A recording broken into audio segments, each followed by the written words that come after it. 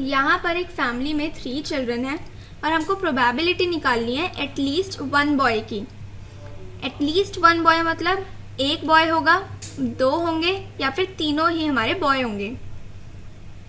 अब यहाँ पे 3 चिल्ड्रंस हैं, तो सबसे पहले हम देख लेते हैं कि टोटल पॉसिबल आउटकम्स हमारे हो कौन कौन से सकते हैं।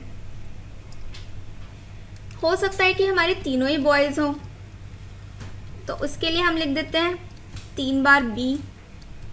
हो सकता है कि हमारे 2 बॉयज़ हों, यानी कि एक गर्ल होगी, तो यहाँ पे या तो B B G होगा या फिर B G B होगा या फिर G B B होगा।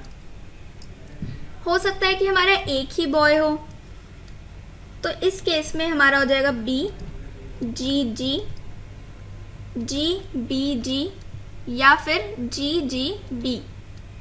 और हो सकता है कि हमारा एक भी बॉय ना हो, यानी कि तीनों हमारी गर्ल्स हो जाएं।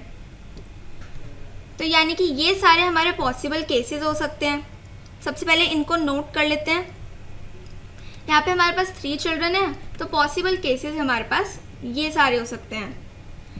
तो यानी कि टोटल केसेस हमारे पास हो गए 1 2 3 4 5 6 7 और 8, यानी टोटल केसेस हमारे पास हो गए 8। अब हमको प्रोबेबिलिटी निकालनी है एटलीस्ट 1 बॉय की, यानी कि एक बॉय होगा, 2 होंगे या फिर तीनों ही होंगे। तो यहाँ पे हमारे पास 3 बॉयज़ हैं, इन तीनों में हमारे पास 2 बॉयज़ हैं, इन तीनों में हमारे पास एक बॉय है और यहाँ पे हमारे पास 0 बॉयज़ हैं। तो यानी ये 7 हमारे हो जाएंगे एटलीस्ट 1 बॉय।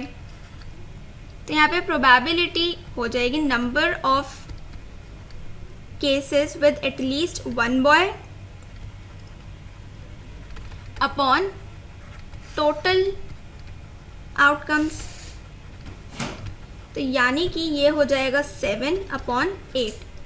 ऑप्शन ए हमारा करेक्ट हो जाएगा। इसको नोट कर लेते हैं।